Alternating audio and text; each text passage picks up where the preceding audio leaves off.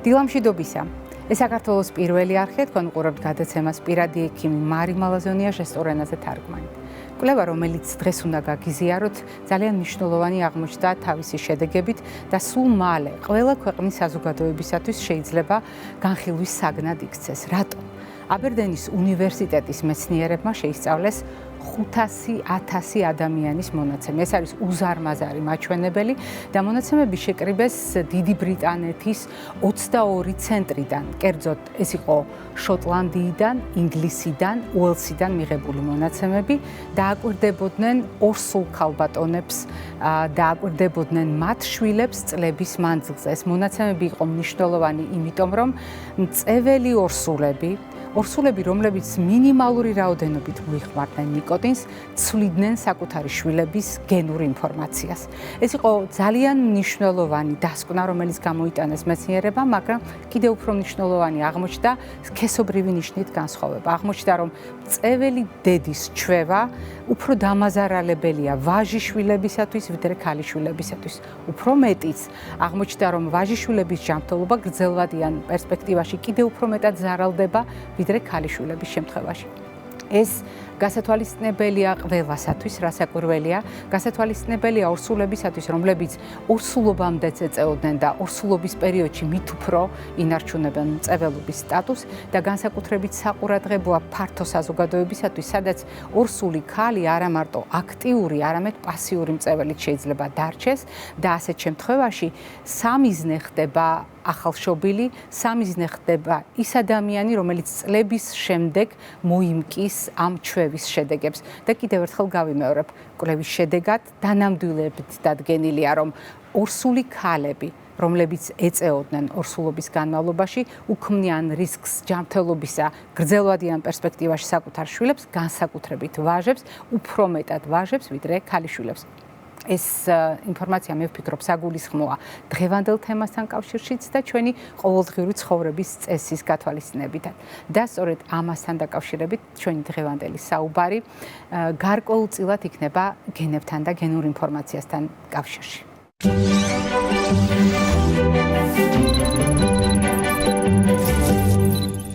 როდესაც ადამიანზე ვსაუბრობთ, ჩვენ ყოველთვის ვითვალისწინებთ იმ საფუძველს, იმ მოლეკულას, რომელიც განსაზღვრავს ჩვენს ვინაობას და რაობას.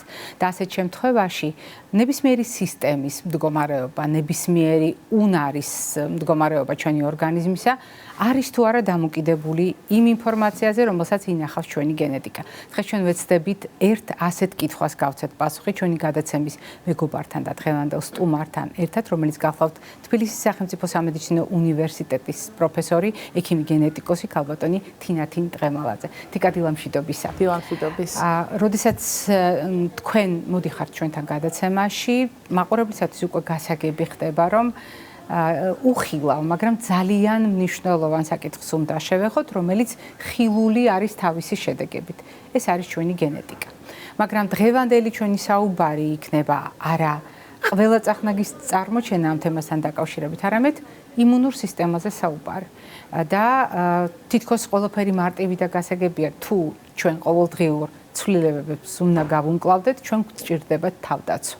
ჩვენ ნებისმიერ სიტუაციაში გვჭირდება თავდაცვა ორგანიზმის გარეთ მიმდინარე პროცესების გაანალიზებისას, ორგანიზმის შიგნით მიმდინარე პროცესების გაანალიზებისას, თუმცა ამ თავდაცვაში რა წვლილი მიუძღვის გენეტიკას, იმუნური სისტემა და გენეტიკა რამდენად დაკავშირებულია ერთმანეთთან. ვიტყოდი, რომ იმუნოდეფიციტები, უკვე სამედიცინო ჭრილში რომ შევხედოთ ამ პრობლემას, შეიძლება იყოს შეძენილი და შეიძლება იყოს თანდაყოლილი. და ზუსტად თანდაყოლილ ჯგუფში მოისაზრება რიგი გენური დარღვევებით გამოწვეული მდგომარეობები, როდესაც ადამიანს შეიძლება არ ჰქონდეს ეს დამცველობითი უნარი ორგანიზმის და მასში მოხვედრილი მარტივი ბაქტერიაც კი გამრავლდეს და მის სიცოცხლეს საშიშროება დაემუქროს. ძალიან მნიშვნელოვანია ამ შემთხვევაში გამოვიყენოთ დაზუსტება, რომელსაც ყოველთვის მიმართავდა ქალბატონი ელენე აბზიანიძე ჯერ კიდევ ადრეული სტუმრობის პერიოდში. ძალიან მიხარია, რომ ჩვენ ამ მიმართულებით მსჯელობა წლების მანძილზე გავაგრძელეთ და ამჯერად თქვენ მოგიწევთ კიდევ ერთხელ შეახსენოთ საზოგადოებას, რატომ არის გამოყენებული სხვადასხვა ტერმინები, როდესაც გენეტიკურ და თანდაყოლილ დაავადებებს გავმიჩნევთ ხოლმე ერთმანეთისგან. რა დაზუსტება გვჭირდება და რატომ შეიძლება თანდაყოლილი ან გენეტიკური მდგომარეობა იმუნური სისტემის გაუმართავობას დაუკავშიროთ? გავმარტოთ კიდევ ერთხელ ქალბატონო მარი და მაყურებელს უთხრათ, რომ გენეტიკური დარღვევა რას ნიშნავს? ეს არის გარკვეული გენის დისფუნქციით, ანუ ფუნქციის დაკარგვით გამოწვეული მდგომარეობა, რის შედეგადაც ვითარდება შესაბამისი დაავადება. ზოგიერთი გენეტიკური დაავადება შეიძლება იყოს მემკვიდრული. ესე იგი, მშობლებისგან გადმოცემული იყოს, თუმცა შეიძლება მშობელს ეს არ უვლინდებოდეს. ზოგიერთ შემთხვევაში ეს არის თანდაყოლილი ამასთანავე. ეს იმას ნიშნავს, რომ დაბადებისას ბავშვი როცა იბადება, მას უკვე ასეთ ჩადებული კოდი აქვს და შეიძლება დაბადებიდან ძალიან მალევე, ან დაბადებისთანავე, ან გარკვეული პერიოდის შემდეგ ეს თანდაყოლილი დარღვევა, გენეტიკური დაავადება გამოუვლინდეს. როდესაც იმუნურ დეფიციტზე ვსაუბრობთ, ეს არის ძალიან საყურადღებო ფაზა და მდგომარეობა, როდესაც თქვენ მიერ ნათქვამ სიტყვებს მოვიშველიებ, ელემენტარული, ძალიან ფართოდ გავრცელებული ბაქტერიაც კი მაგალითად შეიძლება იყოს საბედისწერო ამ ორგანიზმთან ურთიერთობაში. როდის არის საყურადღებო მაგალითად ოჯახური ისტორიები? თანამედროვე მედიცინა ძალიან ხშირად საუბრობს ასეთ ისტორიებზე, სხვადასხვა დაავადების დროს, გულსისახვთა სისტემის, თირკმლის, ღვიძლის და ასე შემდეგ. თუმცა დღეს თქვენ ახსენეთ ოჯახური რისკები, როდესაც იმუნოდეფიციტზე ვსაუბრობთ. ანუ ადამიანები თაობიდან თაობაში ამ ოჯახში იბადებიან უკვე თანდაყოლილი უკმარისობით და გაუმართავობით იმუნური სისტემისა. შესაძლოა რიგ შემთხვევაში იყოს ოჯახური ისტორია იმუნოდეფიციტისა. განსაკუთრებით თუ ეს ოჯახში რამდენიმე ბავშვთან მოხდა მსგავსი გამოვლინება და სამწუხაროდ შეიძლება ლეთალურად, ანუ სიკვდილითაც კი დასრულებულიყო ბავშვის მდგომარეობა. ასეთ დროს როდის უნდა ვიეჭვოთ ჩვენ თუ ბავშვი თუ დასულში იმუნოდეფიციტზე. მაგალითად თუ ადამიანს ამ ბავშვი ხშირად ავადობს და ესეთი ავადობა წელიწადში 3-ჯერ ან მეჯერ ხდება და თერაპიას ნაკლებად ექვემდებარება. იქ შემთხვევაში შეიძლება კანზე აბსცესს, რასაც ვეძახით, ანუ ჩირქოვანი წარმონაქმნები, კანზე სხვადასხვა ადგილას იყოს წარმოქმნილი და ერთგან გამოვა, ასე ვთქვათ, ესეთი ჩირქოვანი გამონაყარი ჩაცხრება, მერე სხვა ადგილას, ესეც ერთ-ერთი მანიშნებელი არის. ყურის ანთება რამოდენიმეჯერ წელიწადში და ამგვარი გამოვლინება, ესე ვთქვათ, ხშირი ავადობა შეიძლება უნდა აფიქრებინებდეს ექიმს, რომ შეიძლება ბავშვს ჰქონდეს იმუნოდეფიციტი და შესაბამისი სისხლში, ასე ვთქვათ, იმუნოგრამას, რასაც ვეძახით, ტ და ბ უჯრედების ლიმფოციტების ანალიზი კეთება, რომელიც იმუნურ პროფილს ასახავს ჩვენს ორგანიზმში. ანუ ლაბორატორიულად ვაფასებთ. ლაბორატორიულად ვაფასებთ და ვნახავთ ის უჯრედები არის თუ არ არის და თუ დაკლებული არის.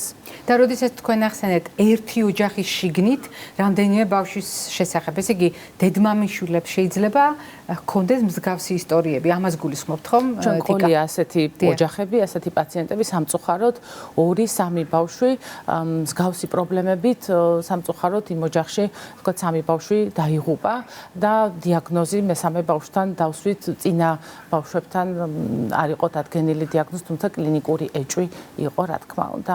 რას გვაძლევს ამ ისტორიების შესწავლა? ძალიან მნიშვნელოვანია, როდესაც ჩვენ საუბრობთ საზოგადოებასთან, მაქსიმალურად სწორად შევარჩიოთ ხოლმე სიტყვები და ჩვენ ასე ვიქცევით ამ გადაცემაში მოსული სტუმრები და ამ გადაცემის მონაწილე ექიმები ყველა სიტყვას ვწონით იმისათვის, რომ საზოგადოებას ერთი მხრივ გავუზიაროთ ინფორმაცია და მეორე მხრივ ეს არ იყოს დრამატული და დამთრგუნავი. თუმცა ინფორმაცია, რომელიც ახლა სულ რამდენიმე წუთის წინ მოისმინა საზოგადოებამ, არ არის თავის შინაარსით პოზიტიური და ძალიან დამაფიქრებელია. და დამაფიქრებელია თუნდაც იმიტომ, რომ გავიაზროთ რისკები.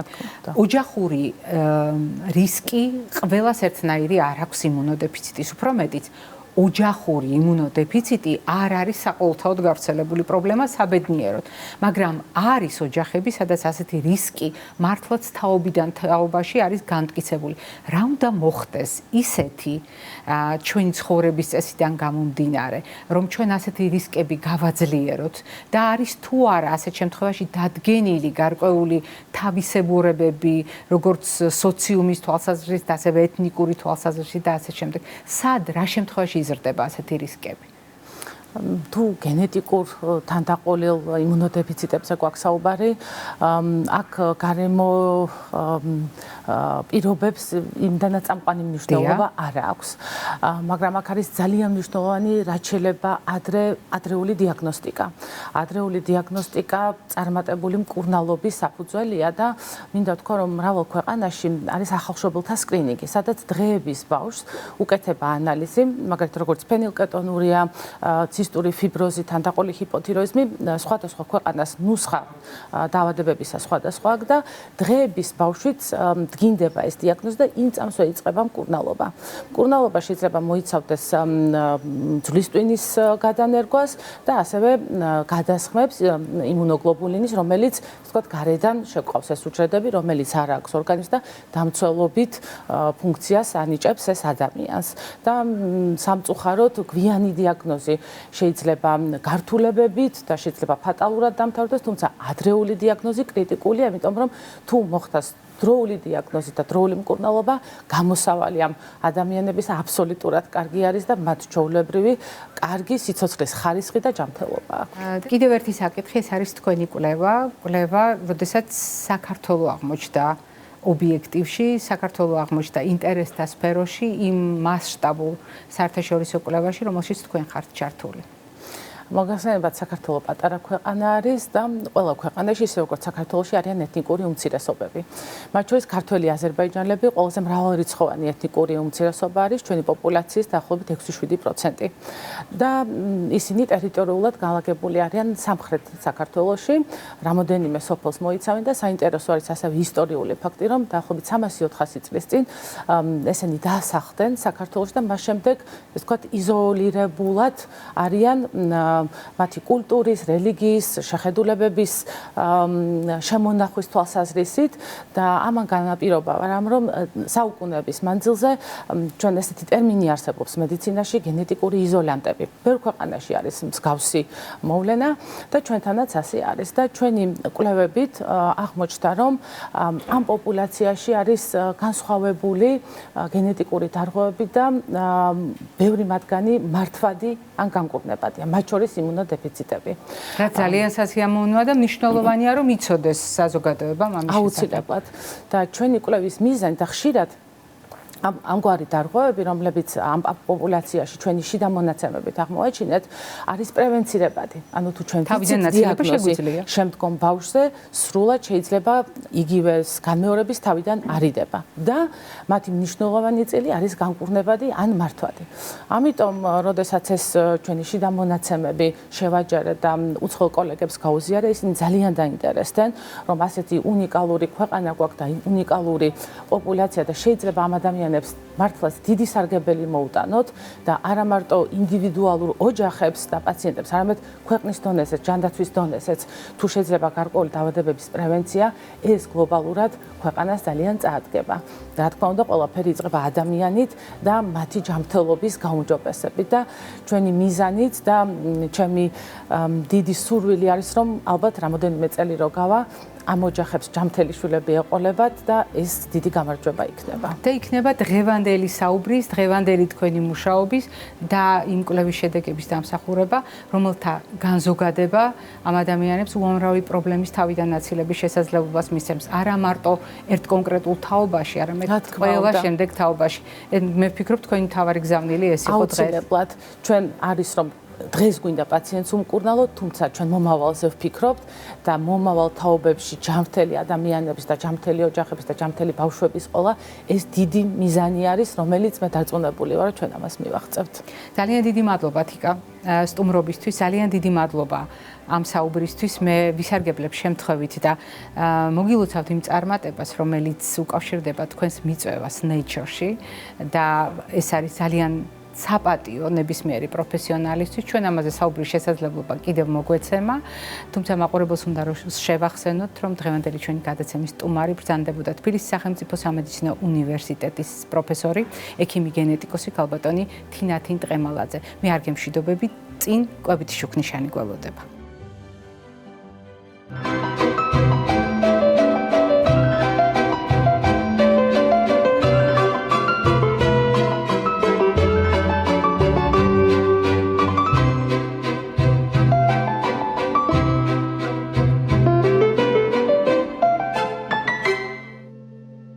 ჩვენი ტრადიციული კვებითი შუქნიშანი ეს არის კვებითი რეკომენდაციების ერთობლიობა, რომელიც სამფერი დანიშნულებით არის ხოლმე ჩართული ნებისმიერ თემასთან კავშირში.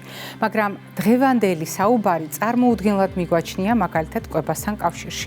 როგორ შეიძლება გენეტიკა, რომელიც ერთი შეხედვით ხელშეუხებელია, იყოს სამიზნე კვების შემთხვევაში.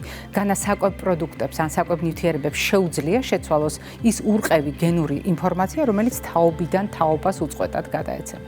აღმოჩნდა, რომ შეუძლია. უფრო მეტიც თანამედროვე მედიცინა ძალიან ბევრს საუბრობს იმის შესახებ, რომ ჩვენ მიერ არჩეული ცხოვრების წესის ერთსა თუ ის ფაქტორი ცვლიას იმ ინფორმაციას, რომელთაც ჩვენ ამ სამყაროში მოვდივართ, რაც მთავარია ჩვენი ცხოვრების წესი ცვლის ინფორმაციას, რომელსაც შემდეგ თაობებს გადავცემთ, ამიტომ ყველაფერი, რასაც დღეს თქვენ მიირთმევთ, ეს არის ის ინფორმაცია, რომელიც დატოვებს კვალს არა მარტო ჩვენს ცხოვრებაზე, არამედ ჩვენი შთამომავლების ცხოვრებაზე.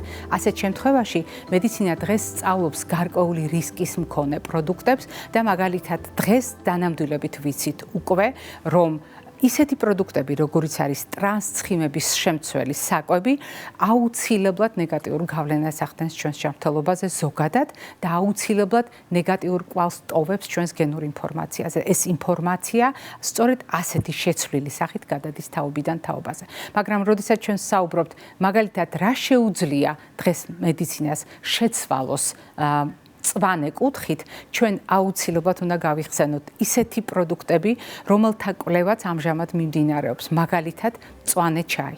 მწვანე ჩაი აღმოჩნდა იმ პროდუქტთა რიცხვში, რომელსაც შეუძლია შეცვალოს პოზიტიურად კეთილმყოფელი გავლენით ჩვენი გენური ინფორმაცია თაობიდან თაობაში. ამ კვლევებს ჩვენ პერიოდულად გიზიარებთ ხოლმე.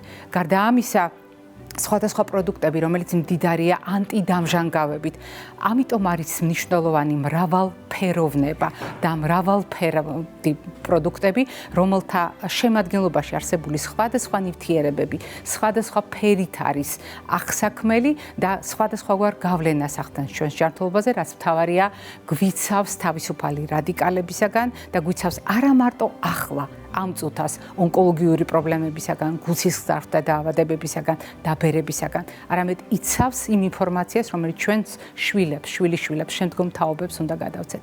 ამიტომ კიდევ ერთხელ უნდა დავფიქრდეთ კრიტიკულად იმაზე, რასაც დღეს ვჭამთ. არაფერია უწყინარი, როდესაც მომავალზე ვფიქრობთ. არ არის უწყინარი გადაწყვეტილებები მაშინ, როდესაც მომავალზე ვფიქრობთ და ჩვენი მომავლის ჯანმრთელობის რისკებზე ვფიქრობთ, რადგან დღეს ჩვენ მიერ არჩეული საკვები, დღეს ჩვენ მიერ შერჩეული პროდუქტები აუცილებლად იქონიებს გავლენას ინფორმაციაზე, რომელიც თითქოს უცვლელად მივიღეთ ჩვენი წინაპრებისგან, მაგრამ აუცილებლად კორექტირებული, შეცვლილი სახით გადაეცემა ჩვენს შემდგომ თაობას. მე დღეს ამით გემშვიდობებით, ჯანმრთელობას და დღეგრძელობას გისურვებთ.